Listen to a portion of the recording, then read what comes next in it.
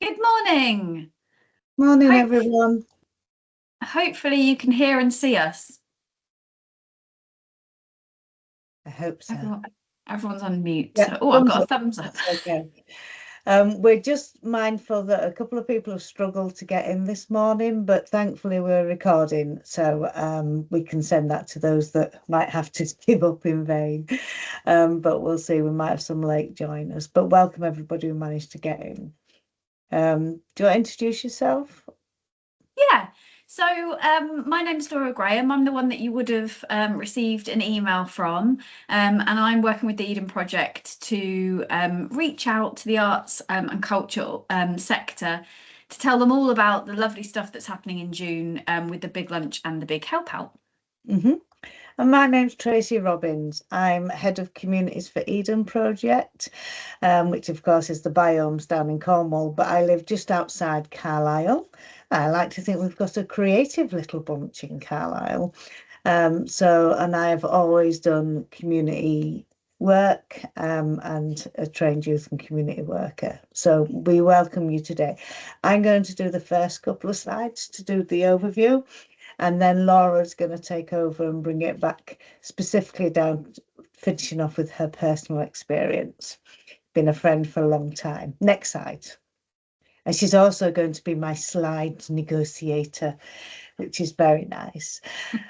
So people might wonder what some biomes in Cornwall is doing in communities. And we think our communities are vital to the work that we do, because we believe in ourselves, yourselves, our neighbours, our communities, to shape that positive future for the people and the planet.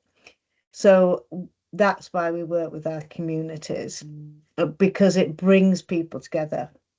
And we believe we are much better equipped to face the challenges when we are facing them together with somebody, and that we can really build on that social capital and that encouragement of those small acts that make a big difference.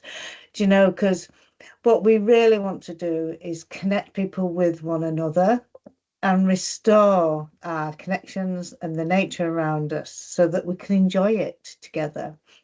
We think it really makes and helps people and places prosper, and it builds that hope and agency. And we do believe the future remains ours to make. And the reason I'm particularly passionate about talking to you as a sort of audience today is because we believe in that positive. So for us, the negative around our connection with nature or the environment, or how we're polluting it, is all quite negative. So we try and find ways to positively impact people's life and give them that sense of agency. Next slide. So, as I've said, the weight of the world is getting heavier. Do you know, our communities, our clubs, our groups have multiple challenges today, threatening not just their existence, but our individual and community well-being. We know the news is so weighty at the moment, and we also know that positive news does not sell. Do you know, so it's really see the impact this has on our communities, that constant barrage of war and price rise, the cost of living, that increased polarization we see, the rise in hate crime, loneliness, the mental health epidemic, I believe we have, and the hollowing of our high streets and our social places and our places where we would normally come and be together. And we feel that things are feeling particularly fractured and at risk. And our arts and culture sector is absolutely really under increased pressure with rising needs, shrinking resources and fun, and falling volunteer levels. And the reason why it's really important that we all try act about that, because actually bringing people together to be creative, to see the wonder of the world, to laugh, to have joy is the thing that makes us very human. And it's those coming together on positive experiences that creates the foundation for friendships. So we think it's really important that we come together, that we celebrate our volunteers and we connect our communities and we outreach to spark that positive action and celebrate the people who keep the places, the groups, the things that we love and sometimes take for granted going. Next slide, please. So we're also supporting the whole of June is the whole month of community. And this is a group of people that have come together to say, it doesn't matter what you do something in June. You know, come together and spark some action and do something in June. Of course, we want people to engage in the big lunch and the big help out, but you can engage in any of these activities and people will really see the impact of that. Next slide, please. So the month of community is a group of partners. So we've got Neighbourhood Watch Week, Volunteers Week, the Big Lunch and Big Help Out, the Great Big Green Week, Have a Grow, Loneliness Awareness Week, the Great Get Together, Carers Week, Small Charities Week, Windrush Day, Refugee Week, Care Home Open Day and Pride. These are all the partners that work together for the month of community to say, come and do something. And what I really like, and the example I'm going to pull on is Refugee Week, because they are led by an arts organisation. They are led by Counterpoint Arts. Their artwork and their posters that they produce and the theatre and the coming together of people and celebration of cultural music and those things that feed our soul really bring that together. And the same for the Great Big Green Week.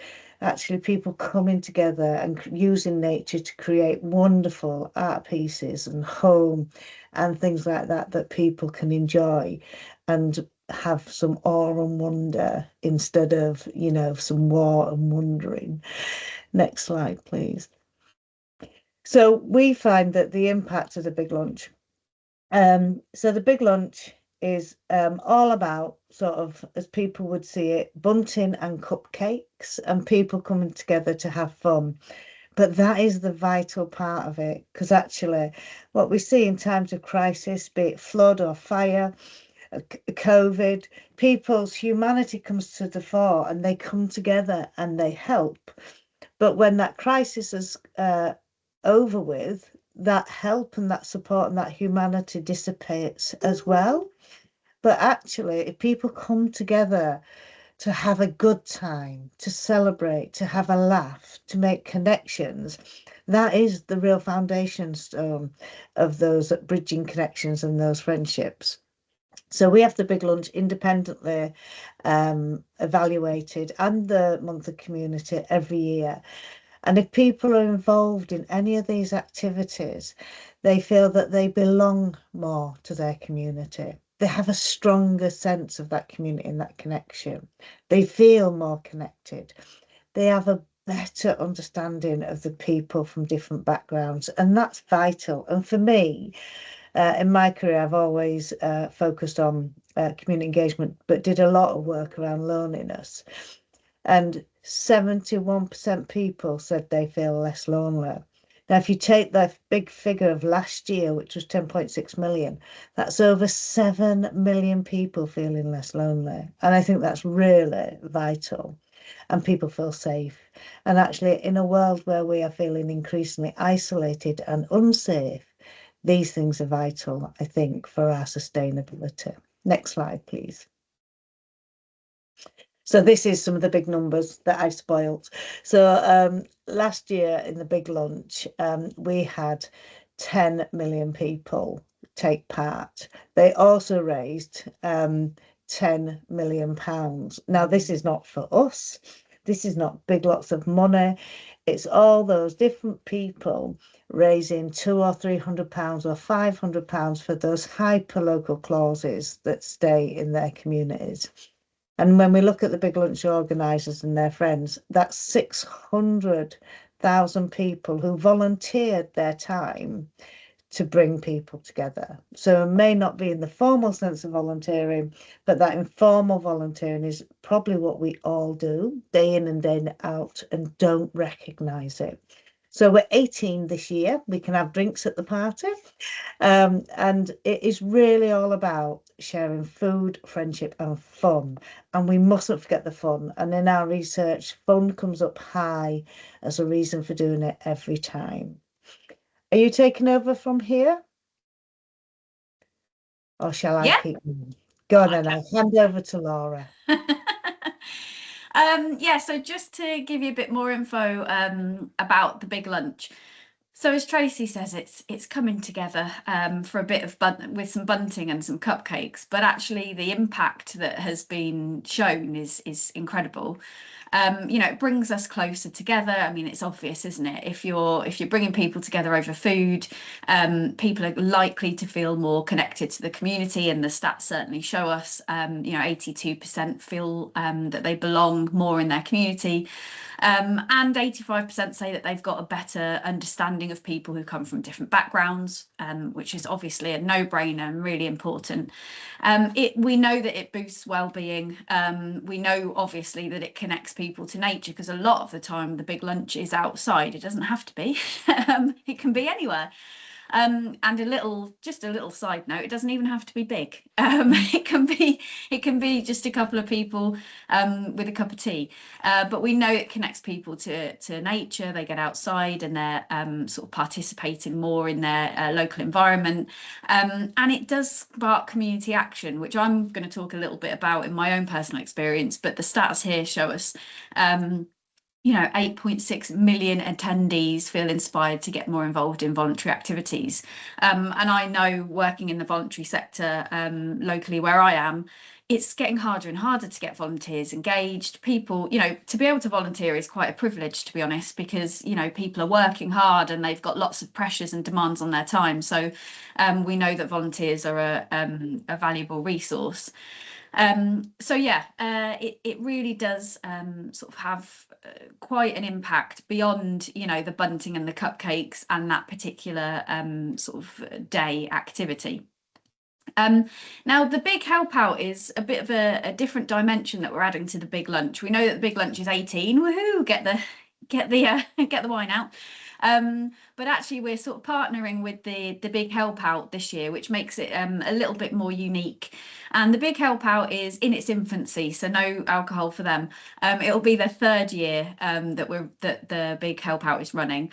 And in 2024, 6.5 million people took part. And it's really very simple. It's just an invitation to get involved in volunteering. And volunteering can be something that's a bit intimidating for a lot of people, because they think, God, I've got to give up a lot of time, and I don't have that, or I don't have the skill to volunteer. But the big help out is kind of just a nice easy access invitation to take part, and it's really all based around just developing the profile of volunteering to inspire people to take part. And often, I know, with arts and culture organisations, volunteers are a big cornerstone of being able to operate, especially, as Tracey mentioned, with all the demands financially that are being put on organisations now.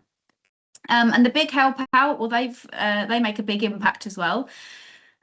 So we've got a few stats here. I'm not going to read them all, but for example, 79% of participants said that they are more likely to volunteer because they took part in the big help out. So they've had that kind of easy access entry point into volunteering. They've realised it's not actually that scary or that difficult, and they're more likely to take part.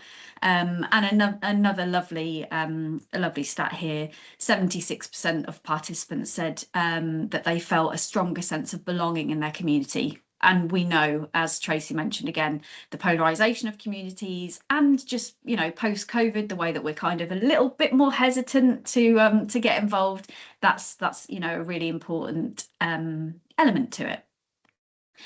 So it's all coming together essentially, and I mentioned this in my emails out to everyone, but sort of we're all coming together, the big lunch and the big help out particularly, but it is part of the month of community, comes at the end of Volunteers Week, so it all kind of aligns nicely. And our big lunch this year is Friday the 5th to Monday to the 8th, so we're adding in weekdays this year, which is really nice, which means that arts and culture organisations might be able to get involved. I know that it makes it a lot easier for schools, etc. So you've got Friday to the Monday. Although that said, if you are hectic busy that weekend, you can have a big lunch and a big help out event at any point during June. So, you know, we're not going to tell you off if you do it the following weekend because you're mega busy. And it's really sort of bringing that all together in one event. Now, I'm going to just talk briefly about sort of my personal experiences. I am a big luncher, a proud big luncher. Oh, Tracey's in the chat and I can't see what you're saying, Tracey, but It's hopefully okay. I'm just putting the link into the Oh, big good, thank you. document. There's too much technology going on. I can't see it all. So yeah, I'm just going to talk to you a little bit about my own experience. So I am a proud big luncher. And I started basically, I didn't know anyone in my neighbourhood. I was extremely disconnected, much like a lot of people, going to work, coming home, closing my door and not really speaking to anyone.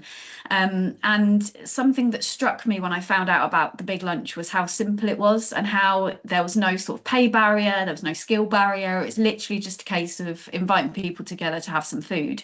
So little old me decided that it'd be a really good idea to get my felt tip pens out and handwrite this letter to my neighbours, make it all sort of jazzy and colourful and post it through their doors and invite them round for a planning meeting to see if they wanted to have a big lunch, so a street party. I didn't know if anyone would show up. Luckily they did. And we decided together with these kind of strangers that we would put together this big lunch, and we did that first in 2017. And it was a super simple idea. We sort of grabbed some tables and some chairs. We all bought some food together and put some bunting up and just kind of cracked on. And what was really kind of, I guess, interesting for me, or what I didn't expect, is that people obviously had a good time. I thought that they would have fun, but I didn't realize just how much they would open up to each other. So, you know, there were people on the street that had lived there for 10 plus years who had never spoken to anyone else, who then realized that they had mutual friends and mutual experiences. And, you know, the older people on the street started talking about what it was like and, you know, sharing all their stories. And the kids were playing in the street. And that is just something that you don't see anymore. I mean, I was always out in the street on my bike, but it was just a lovely day. And to be honest, I thought we'd just have a lovely day and that would be it. And perhaps we would then have a WhatsApp group, or we'd say hello to each other if we saw each other and passed each other and stuff. And I thought that would be it. But little did I know. My neighbours, my next door neighbours, kind of started asking me, what else can we do? You know, what other fun stuff could we do? And I'd had an idea bubbling in my head about community and sense of place and belonging. And I know Tracey mentioned earlier, good news doesn't sell, and that was definitely the message. And I thought, could good news sell? Let me see.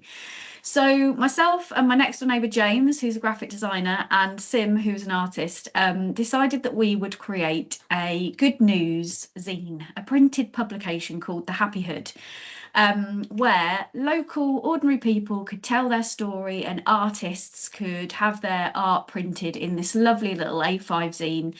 And so we put this together with 6 weeks warning. In fact, we booked the launch party before we even started working on the thing, because we just thought, you know, a bit of pressure. And I'd seen how easy the big lunch was. So I was like, oh, I'm going to steal that format. Food, bringing people together, sorted. So we created the Happy Hood, which I thought would be maybe 1 or 2 issues, but ended up being 27 issues, 40 in-person events, 300 volunteers, and and a festival. So, you know, I just from one thing grew a much bigger thing. And what I realised, because we did actually, thank you for the clapping, we did actually steal the big lunch format and replicated it with every launch of every issue. We had food, we had activities, we had music, and we brought people together, and it created a grassroots arts community with me, no skill, no experience, and frankly no artistic ability, but you know, we made it happen. So what we're doing this year as the Happy Hood, we're getting together we're actually doing something that we always do, which is a monthly wellbeing walk. So we're going to do that as our normal activity, but we're adding a litter pick. So that's our sort of our helping out bit, is we're going to do a litter pick, and then we're going to sit down and have a picnic in the park. This picture was from our festival, which looks very grey and horrible, but actually the sun did come out, because the sun always comes out for a big lunch. I just want to tell you that, because it always does. So yeah, we're doing something really simple, but I feel like it's super important to do, because it's reminding people that they have agency, they can take action, they can do something very small, they can do something one-off, and that's, and it's not adding a lot of time or resource to what we're already doing. And the arts and culture organisations that I've already spoken to, when they've come up with ideas, it's tagging onto something that they're already doing, because we know that resource is difficult, time is difficult.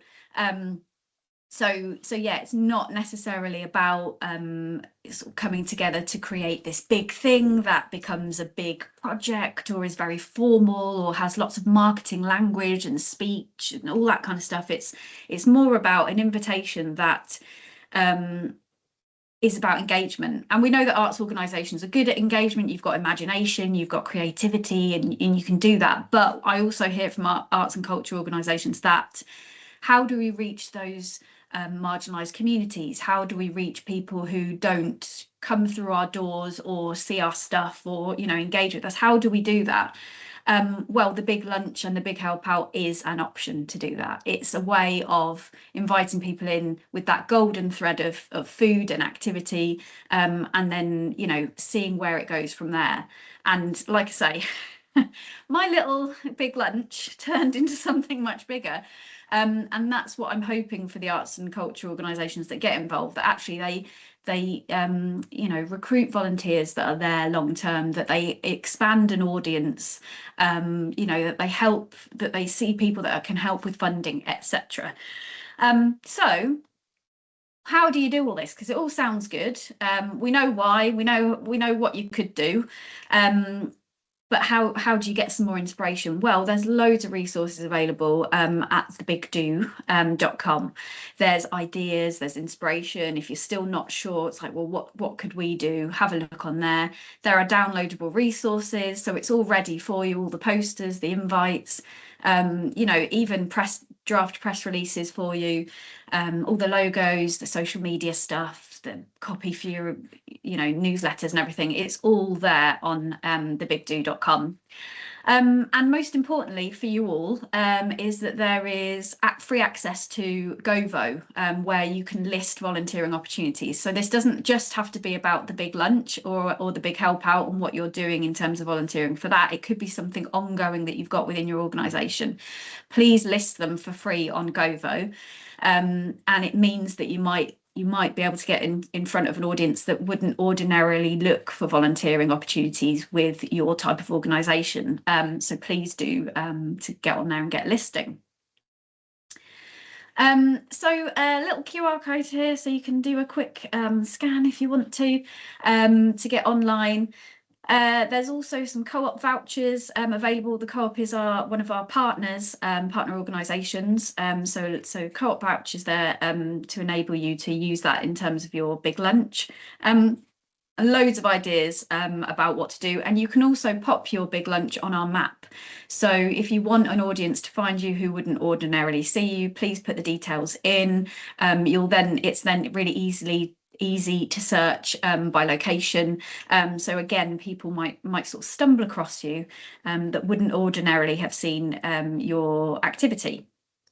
So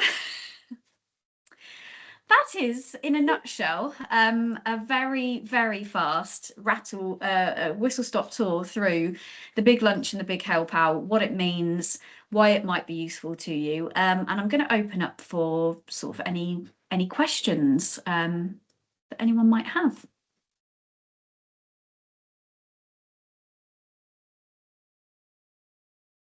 Everyone's in stunned silence.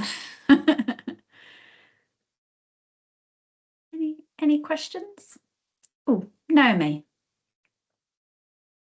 Hello. I don't really have any questions. I just thought I'd say thank you. That was really, Really interesting. So I work at the National Trust, and we've done the big help out for a couple of years now. So we're doing a litter pick this year, but we haven't done a big lunch before. So it would be really interesting to see if that's something that we could perhaps plan towards for next year, or how we could make that work, because we do a lot of the other stuff that's in the month of communities. So yeah, it might be with it we can just incorporate in together a little bit more. But no, that was really interesting. Thank you. Great. Yeah. Yeah, and I often find, because I do some work with the area of outstanding natural beauty here, and although we don't call it a big lunch, everybody does bring their lunch and something to share, and it could simply be that encouraging that eating together and that connection after event. So I think that's all you need to do this year, and then maybe build it up. I think there's a lot of people that feel they have to put on a big lunch, but actually the beauty of it is we all have something to bring to the table, and even those that might not have the food might have the plates or the table, do you know, so we can all contribute. And I think that is something, and it's also a wonderful conversation starter and connector. Is anybody else planning anything? Not for this year, but Laura, you just reminded me of something maybe for next year, in that sometimes I think one of the barriers that cultural organisations can have is that that the audience feels like it's for a certain audience, and it's very difficult for other people to see themselves in it. So the simple things like the walk and talk that you suggested, that really helps me to think about, maybe a tour of the services that we offer. I work in the library, so around the libraries and the museums that we offer as combined with a walk, so that it reduces that barriers to people crossing the threshold. Yes, that's what I was thinking. So no questions.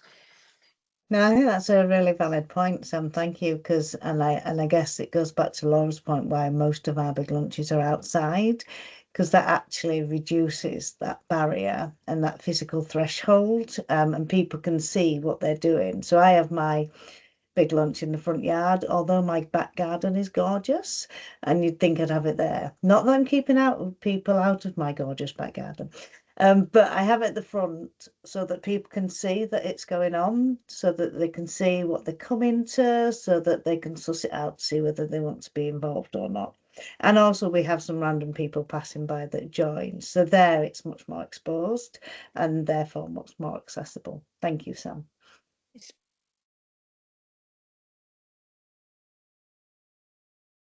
Any other questions or comments? Well, hopefully we've inspired you, or at least given you some food for thought. There was a big lunch pun there. So yeah, if you do have any questions, please do let us know. I'm looking at the names, and I think I have emailed everyone. So yeah, please do get in contact if you've got any questions. Have a look on the website. Register your volunteering opportunities. Definitely do that. Even if you're not doing a big event this year, please get on Govo anyway, because it's a great place to put your volunteering opportunities. And we hope to see some more big lunches pop up on the map. Yeah, and if you're doing anything fun or creative, do let us know, because we're always looking for a positive and lovely story to tell. So thank you, and thank you for your time. And as I said, we will record this, so we'll send it out to those few others struggling to get in. And yeah, you can have a watch and point and laugh at your leisure. Okay, well, thank you, everybody. You all have a small gift of time, so do something lovely with it. Thank you so much. Thank you.